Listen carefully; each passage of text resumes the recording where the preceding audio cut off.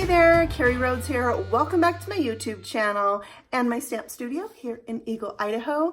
I am bringing you part 3 in my series for my June stamp set of the month. So every month I pick a stamp set that I love to feature and I bring you a new video with new ideas every Monday. This month I am featuring the Rawrsome Stamp and Die set by Fawn. I just love the cute images. It's got great sentiments and you can use it for lots of different occasions. Plus there's a die set, so I love that. So I'm going to be doing a little miniature scene on a card as well as a coordinating volcano gift box. So that's today's projects, but before we get to that, I want to announce the winner of last week's card. So if you commented on last week's video, you were entered in a drawing to win the card that I made last week. I will do the same this week, so make sure you comment on this video and you could win the card that I'm making today.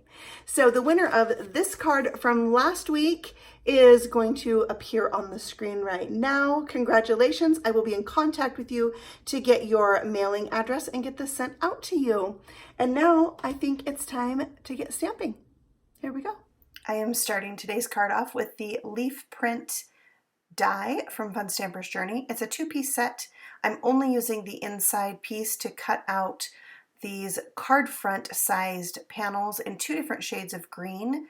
And I'm going to layer them on top of each other by rotating one. So you'll have a really leafy, jungly looking backdrop, and I'm putting them onto a piece of Kiwi slice paper. So we've got 3 different shades of green there. To adhere them, I'm going to be using this E6000 spray adhesive. It says no odor, and it is, and I love that. So I'm spraying that all over, setting it aside, and spraying the second one. I'm just using some scratch paper, some old grid paper that's pretty dirty, to kind of catch that excess spray, and if any gets on your desk, then you just wipe it off. And then I will go ahead and stick these down while they're still wet. When this dries, it's not as tacky, so you do want to stick it down right away after spraying it. I'm just making sure my card is creased well and flat before I stick this on. And this, like I said, is card front size. That's 4 1/4 by 5 1/2, so it fits edge to edge, corner to corner with this card. And I'll just press that into place and then bring in the second piece and rotate that before I stick it down. Yeah, checking all the corners, making sure everything's pressed into place. So I'm rotating that, there we go, and sticking that over the top. It is fairly busy, but I just feel like it really gives it a little bit more of a jungle type feel to the card. So I'm going to put a heavy block on top of that and set it aside while I work on some other parts of my card. I'm taking a piece of Nina Solar White cardstock in 80 pound to die cut this circle with a stitched element in the center, or around the edge, I guess.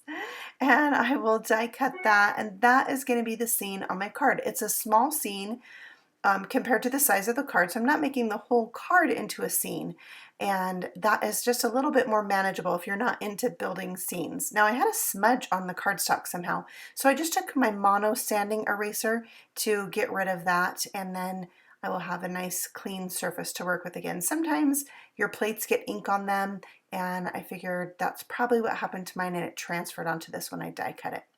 So to create my background, I'm going to use some Distress Oxide ink to make a sky and then like the ground. So I'm using Salty Ocean for the top, like 3/4 of this circle, just blending that in with my blending tool and really getting a nice bright blue sky. We need the color on this card. That extra pop of blue is a nice addition to this card. And then for the bottom, I'm using ground espresso, and this is where the little volcanoes I'm going to make are going to sit. I didn't want to contaminate the color with the blue there, so I wiped it off my glass mat first. And so this is just the bottom 1/4 of the card, meeting those right. I'm overlapping them, so I'm meeting them together and overlapping them a little bit, although in the picture it kind of looks like I left a white spot, but they just blend together there. And then I'm going to spray that with some water from my Distress sprayer, let that just take a minute to activate, and then I can go ahead and sop up that extra water, absorb it with a paper towel. And then I have a really cool background there. So I've picked the dinosaurs I want and the volcano for my card. I'm going to stamp those with VersaFine Onyx black ink, and I'm stamping it onto Bristol Smooth cardstock because I'm going to be using my Zig markers to color these in, and I find that is the best paper for blending with these markers. So I'm stamping those, then I'm going to sprinkle on some clear embossing powder and get that nice raised edge. But when you do black ink with clear powder, it's a little more subtle than when you do black powder. It's just not as chunky of an embossed line, and I really like that. So I wanted to do 3 volcanoes on this card, so I went back and stamped and embossed 2 more of those, and then I'm going to go ahead and start the coloring. I've sped this up quite a bit. It's a lot of coloring, but I'm using 2 or 3 shades of all the different colors on each dinosaur. I'm using the markers themselves for the blending. So I have like a darker color. In this case, I used a brownish color that's kind of rusty, and then I blended that out with orange. I'll put the names of all the colors I used up on the screen for you, so if you are familiar with the Zig Clean Color Real Brush markers, you could use the same colors that I've used here. And then I decided I wanted to go with red, orange, and yellow for my dinosaurs, just for a kind of a warm feel to coordinate with like the volcanoes on the card. So I'm here using 3 different shades of red to blend out this dinosaur, and I just love how they each turned out. These dinosaurs are really fun to color. It's not complicated. There's not a lot of hair or skin or accessories, so it just makes it quick and fun to do. And then for the volcano, I'm just using 2 different shades of brown, outlining the edge and then blending that towards the center with, I believe it's oatmeal. And I'll repeat that on the other 2 volcanoes and then bring in some reds for the lava. And then I'm going to run all those through their die cut machine with their coordinating dies, and they are ready to go. So I'll bring back in that circle that's going to be my scene, and I'm going to die cut a piece of fun foam that has adhesive on the back as well as a piece of adhesive sheet. Now this circle is slightly smaller than the one that is my scene, and I'm going to use that instead of foam squares just to make this circle nice and sturdy and be popped up off my card. So I put the die cut adhesive circle on the opposite side of the fun foam than the part that already had adhesive. So I had a 2-sided adhesive panel. And now I'm just going to create that scene, gluing down the first 2 volcanoes. The third one, I'm going to put foam squares on the back, and then when I mount this to my scene, I'm going to set it a little bit lower than the other 2, so it looks like it's in the foreground. And then the little spray of lava, super cute. And then I'm going to stick on these 2 dinosaurs. Where they overlap the volcanoes, they get glue adhesive, and where they touch the circle, they will get foam squares. So that's how that works. And then this circle is done. So cute. All right, so that is going to go onto our card, but before I stick anything down, I want to make sure that it's neat and trimmed here. Some of it hung over, so I trimmed that off. And then if I had any loose corners, I'm going to come in with my liquid glue and just hit that. I just find sometimes with the spray adhesive, it's easy to miss like a little spot. And for this particular die, I really want to make sure it's stuck down around all the edges. So I peel off the back to that foam circle and then stick that down to the card. And then I'll put my little pterodactyl up in the top like he's flying overhead.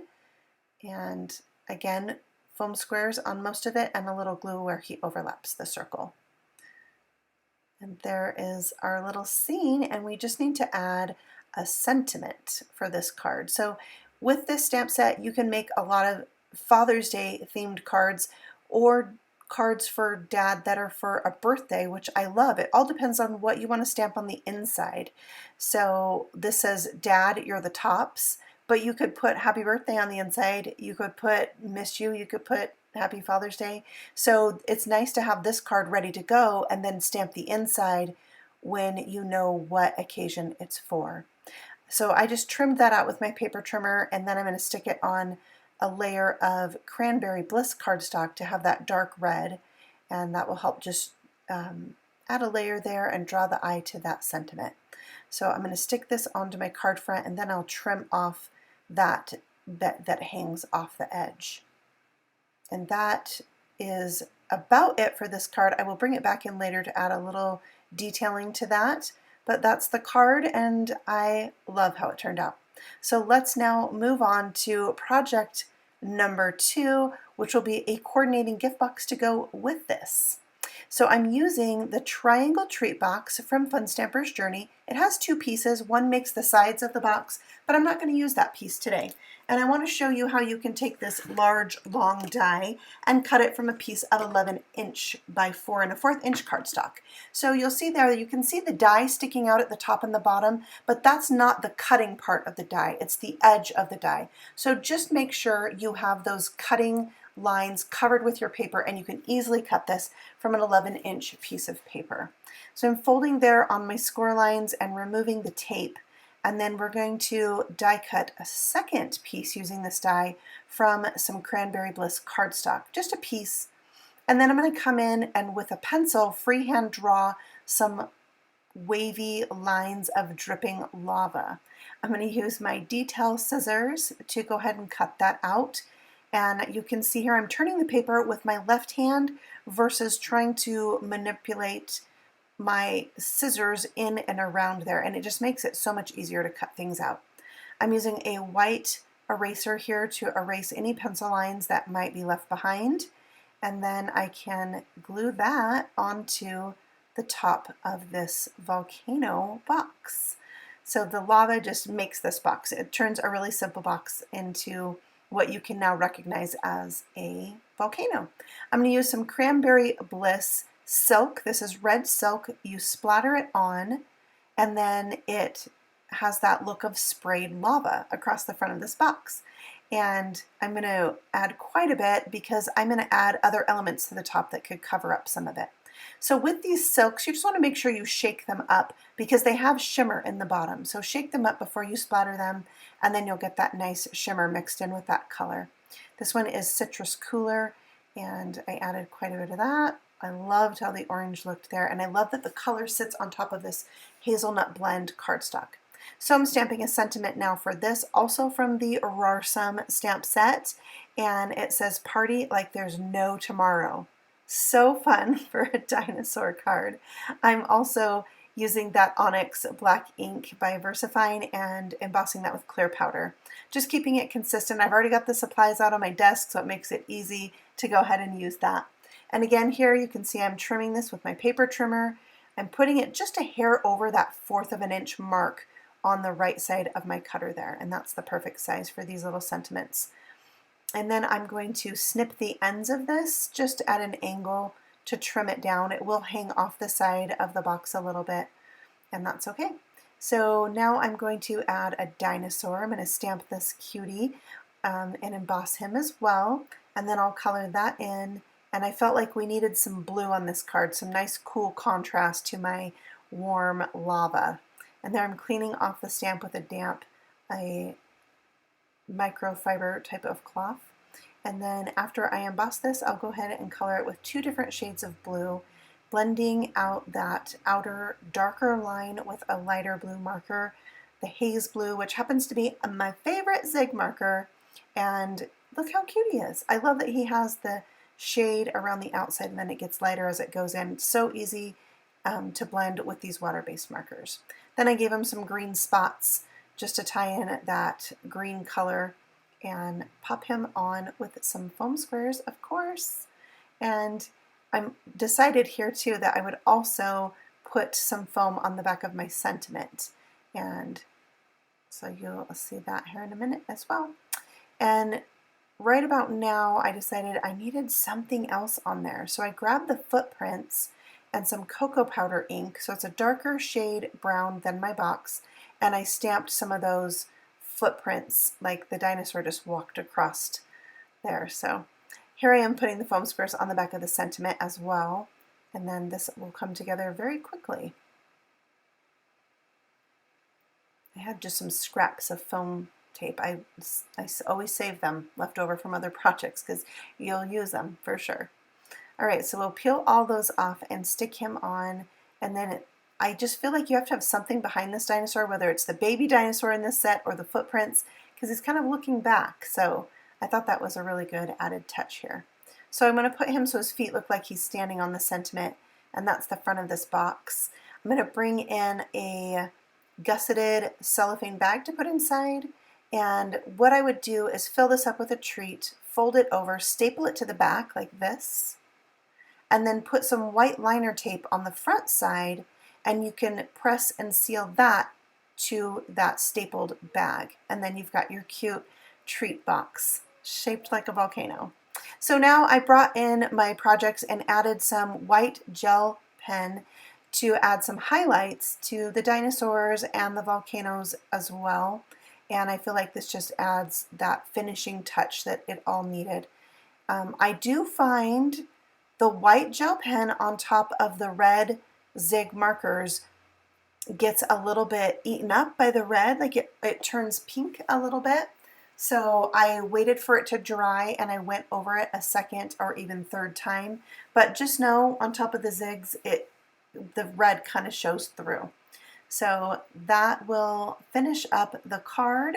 And then I also added some white lines to the gift box as well, on the lava and on the dinosaur as well. Thank you so much for coming by and watching this video. I appreciate it so much. If you're not subscribed yet, I would love for you to do so. I make new videos every week, and make sure to leave a comment below so you could win one of today's projects. Thanks so much and happy stamping. Bye.